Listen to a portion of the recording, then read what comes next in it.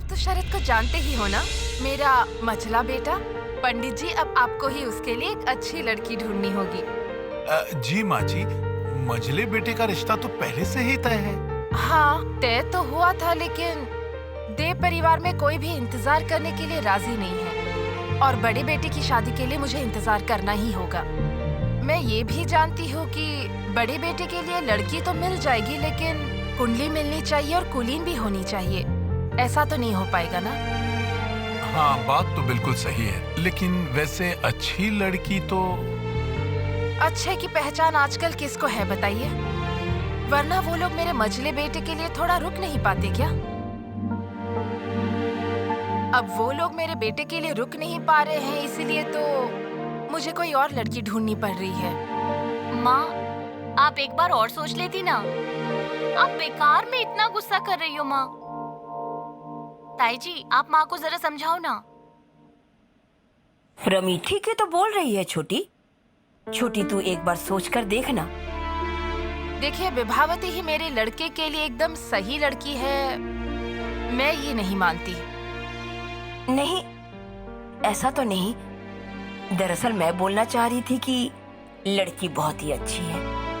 पता नहीं क्यों वो बहुत ही अच्छी लगने लग गई है और घर के सब लोगों को तो पता चल ही चुका है कि वो इस घर की बहू होगी।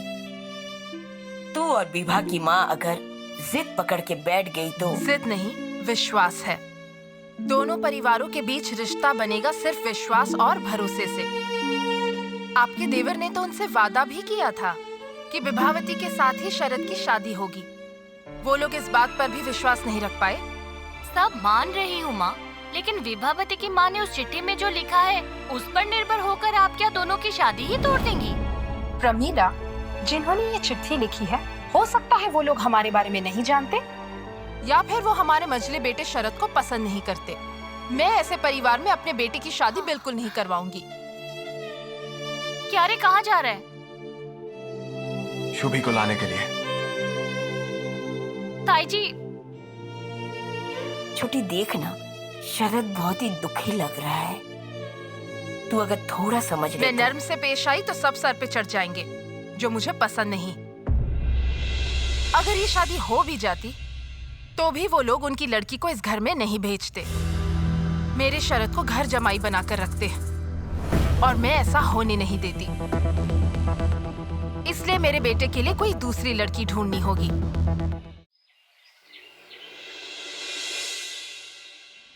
विभा, मैं क्या कह रही थी? मनमत और उसकी माँ ललिता देवी ने तुझे पसंद किया है। मनमत तो एक बैरिस्टर है, मैनचेस्टर में उसका एक घर भी है। और वैसे तू भी कोलकाता में ही रहेगी, स्वतंत्र तरीके से जी सकती है, हमसे कभी भी मुलाकात कर सकती है। और अच्छा, कोलकाता से कटक जाने का कोई मतलब है क्या? मैंने इतना सब कुछ सोच विचार किया, उसके बाद ही मैंने मनमत के साथ तेरी शादी पक्की की है मेरी बेटी। कह रही थी कि ललिता देवी और मनमत आ रहे हैं, मतलब वो लोग जगन्नाथ दर्शन के लिए जाने वाले हैं, पुरी जाएंगे। मैं सोच रही थी क्यों ना हम भी उनके साथ चलें। सुनना, गरीब से थोड़ी बातचीत भी कर सकते हैं ना?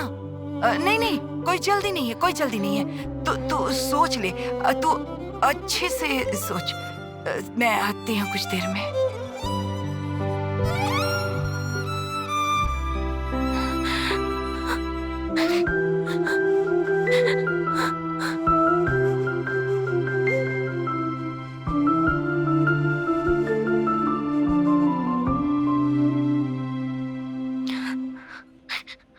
विभा, भैया, माँ तो पूरी जाने के लिए अपना मन बना चुकी है। किसी तरीके से ये रोक नहीं सकते हैं भैया। भैया देखो ना, आप किसी तरीके से इसे रोक दो। आप जरूर रोक सकते हो। विभा, रोकने का आखिरी रास्ता भी बंद हो गया है।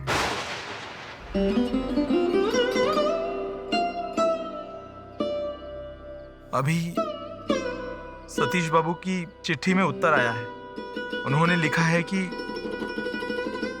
इस विषय में उनके मां के सिद्धांत ही आखिरी हैं।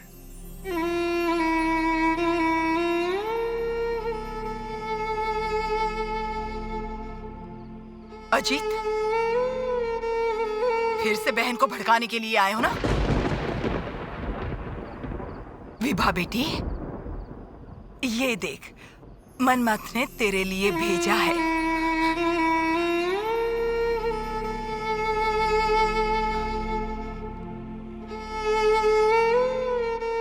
खास केक। थोड़ा सा चक्कर तो देख बेटी, देख, अच्छा लगेगा।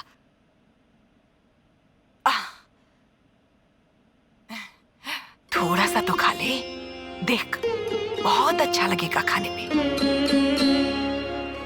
प्यारी बेटी।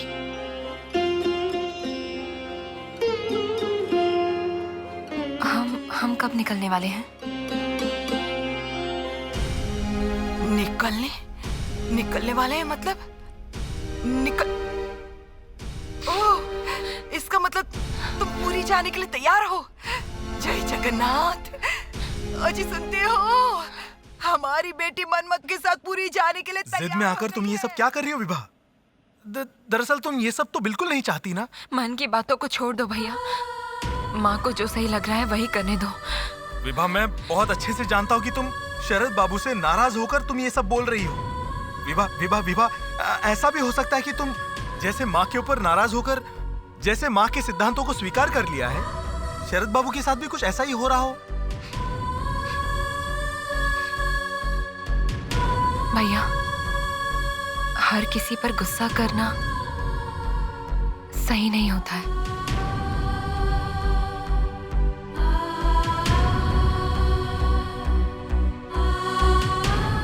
खाइए।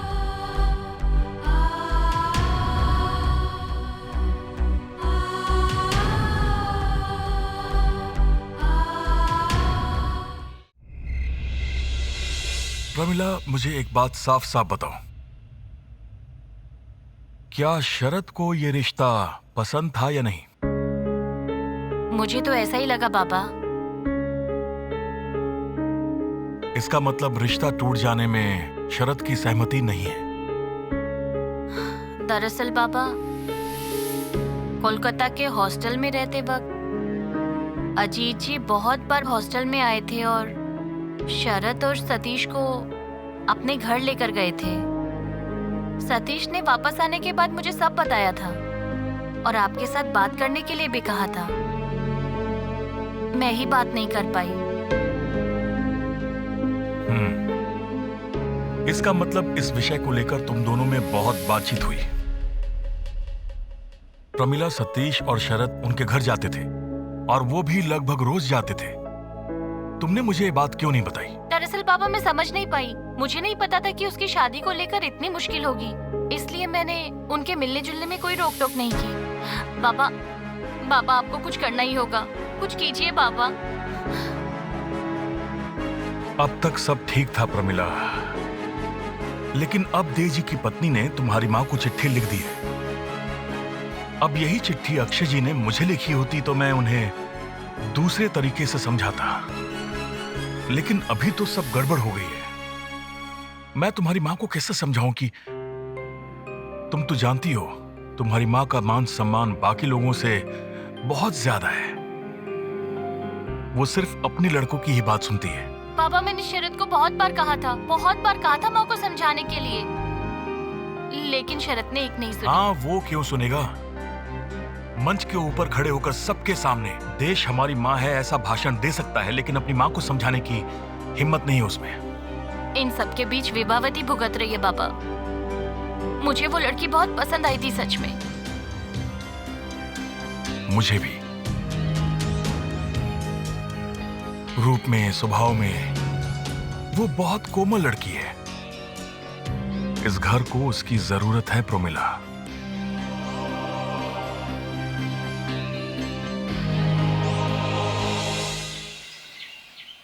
विभा बेटी, मुझे तुमसे कुछ पूछना है। मनमथ से शादी करने में तुम्हें कोई आपत्ति तो नहीं है ना? तुम्हारे माँ बाबा के सामने ही तुमसे ही सवाल कर रही हूँ। दरअसल मेरा ये मानना है कि शादी से पहले लड़कों की इच्छा जानना जितना जरूरी है, उतना ही जरूरी होता है शादी के लिए लड़की की मर्जी जानना।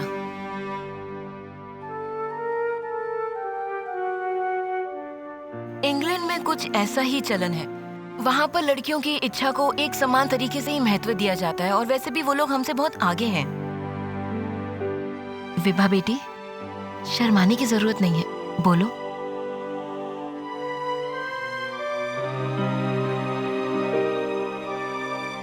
बोलो विभा बेटी। दरअसल ललिता जी, विभा काफी शर्मीली है। ये अपनी इच्छा को अच्छे से बोल नहीं पाती है। शर्मीली नहीं हूँ माँ। दरअसल मैं अपने ही देश में पली बड़ी हूँ ना, इसलिए माँ बाबा जो चाहेंगे वैसा ही करूंगी। इनका फैसला ही मेरा फैसला है।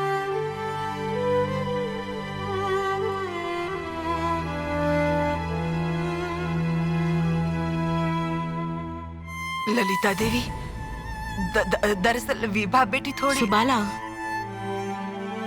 विभा बेटी मुझे पसंद है। उसके पास खुद की एक विचारधारा है। वो क्या है कि इंग्लैंड में काफी समय बिताया है मैंने। वहाँ पर लड़कियों की इच्छाओं को बहुत ज्यादा महत्व दिया जाता है। सुबाला, विभा बेटी ही मेरी बहू बनेगी।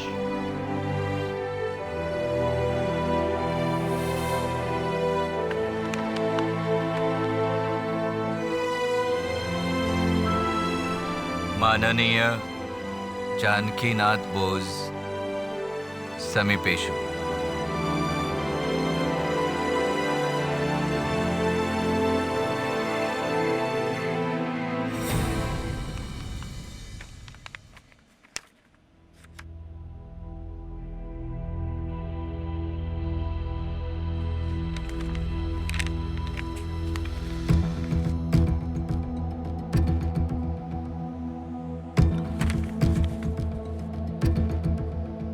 गुप्ता जी, इस मामले की सुनवाई के लिए अगले हफ्ते का समय मिला है। उम्मीद है कि हम ही जीतेंगे। ये एक चिट्ठी आई है। अक्षय बाबू,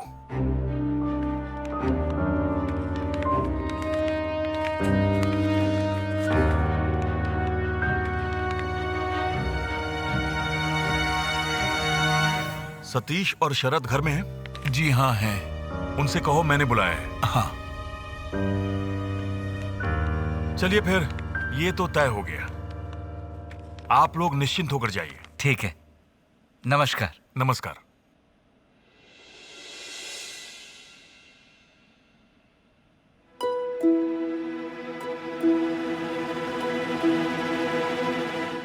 बाबा, आपने हमें बुलाया था क्या? हाँ सतीश, कल सुबह तुम दोनों मेरे साथ पूरी चल रहे हो। जी, पूरी? हाँ, पूरी। हम मेरे एक मुवक्किल से मिलने जा रहे हैं। हमारे साथ एक वकील भी होंगे। जाओ अपनी माँ को बता दो। जी।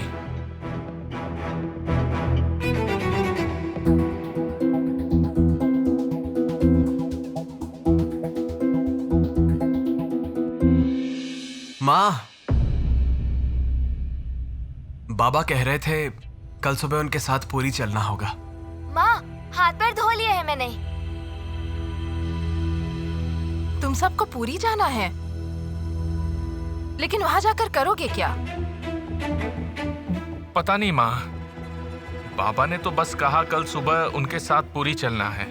उन्होंने कहा कि पूरी में एक मुवक्किल आने वाले हैं और साथ में एक वकील भी। पूरी? और मुझे नहीं ले जाओगे? ओ मजले भैया, ओ बड़े भैया, आप एक बार बात करके देखिए ना, बाबा आपकी बात जरूर मानेंगे। बोलो ना बड़े भैया, मजले भैया, बोलो ना। सुरेश भैया, आप अकेले क्यों जाएंगे? हम भी आएंगे। ओ माँ, बाबा को बोलो ना, हम सब साथ में पूरी चलते हैं। अरे माँ, बोलो ना। बात करो ना माँ। बोलो ना बाबा को। बोलो ना माँ। माँ बोलो। चुप करो, कोई कहीं नहीं जाएगा। तुम लोगों ने क्या सोच लिया? बाबा को जरूर कुछ काम है, इसीलिए तो मजले भैया और बड़े भैया को साथ ले जा रहे हैं। तुम सब जाकर क्या करोगे? और तुम्हारी तो परीक्षा निकट आ रही है ना, जाओ जाके पढ़ाई करो। जाओ। तुम सब अपना दिल छोटा मत करो, अभी चलो, बाद में खेलते हैं। अच्छा माँ, मैं कह रहा था कि पूरी जाना है, कहीं नहीं जाओगे तुम अभी अभी नए स्कूल में भर्ती हुए हो ना शुभी? नहीं नहीं माँ, मैं पूरी जाने की बात नहीं कर रहा। मैं पता करने आया था कि मेरे पास धोती है क्या?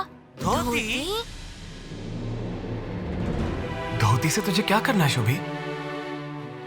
जरूरत है भैया। शुभी? ए शुभी, धोती का क्या करना है तुझे? शुभी, पता नहीं इसके दिमाग में क्या क्या चलता रहता है, भगवान जाने। थक गई मैं इन सब के चक्कर में।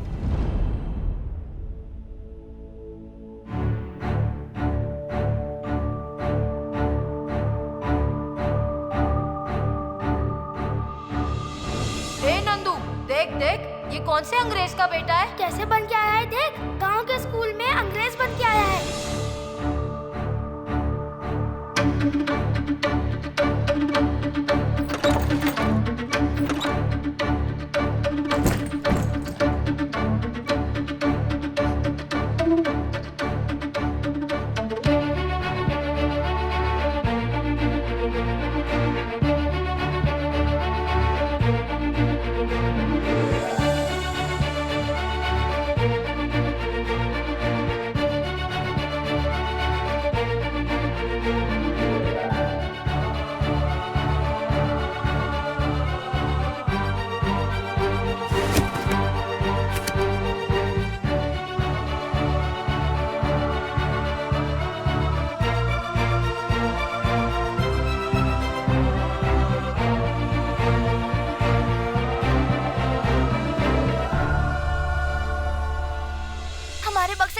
फैलाकर रख दिया। चलो। अच्छा, कैसी बातें कर रहे हो तुम सब? बताओ तो, तुम्हारे बक्से को हाथ लगाया किसकी इतनी हिम्मत? मैंने तो कहा है, अपनी आंखों से देखो। चलो, मामा ने भी देखा है। हाँ। मामा बताओ। मेरे हिसाब से कोई चोर भूत होगा, जो चोर भी है और भूत भी, इसलिए तो तुम सबको रात को कुछ दिखाई नहीं दिया। क्या झमेला है? अब कौन तुम्हारे बक्से के साथ छेड़छाड़ करेगा? क्या था बक्से में? सारे कपड़े सब इधर उधर कर दिया है, तहस नहस कर दिया है। धत, कोई सुनता ही नहीं है। सच में भगवान, हर एक दिन अलग अलग कांड करके आ जाते हो तुम लोग। मनोदम मौसी, आप रहने दो, मैं देख लेती हूँ। सुधीर, इतनी छोटी सी बात को लेकर जो तू कर रहा है ना। नहीं बड़ी दीदी, छोटी सी बात नहीं है। हमारे कमरे में घुसकर बक्सा खोलकर कपड़ों को तहस नहस कर दिया। अरे बाबा, किसके पास इतना समय है? भूत के पास?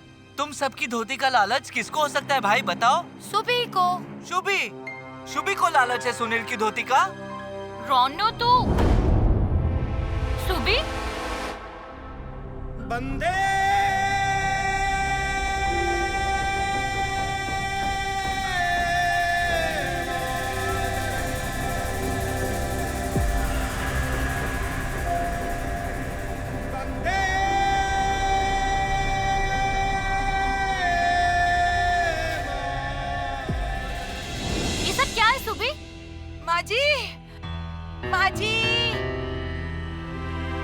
ये क्या पहन लिया तूने शुभी?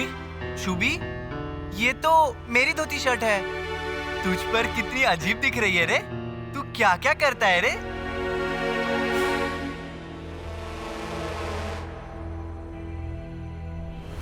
इसका मतलब बक्से से तूने धोती निकाली थी। ऐसा क्यों किया शुभी? सुधीर भैया, सुनील भैया, आप दोनों से मांगता तो आप नहीं देते, इसलिए मैंने किसी को कुछ कहे बिना ही ले लिया। मेरे पास तो धोती और शर्ट नहीं है ना, तो क्या करता बोलो? लेकिन तू तो धोती और शर्ट पहन के स्कूल नहीं जाता शुभी? आज से धोती शर्ट पहनकर ही जाऊंगा ताई जी। स्कूल में सब यही पोशाक पहनते हैं।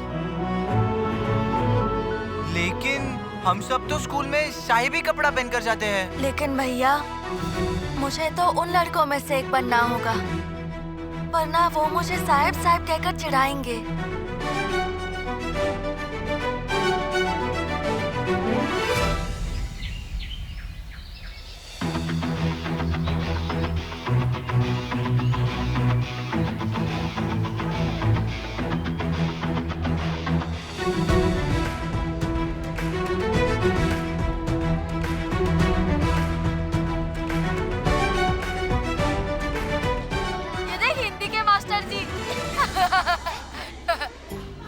सुन, तुझे पता है आज क्या हुआ?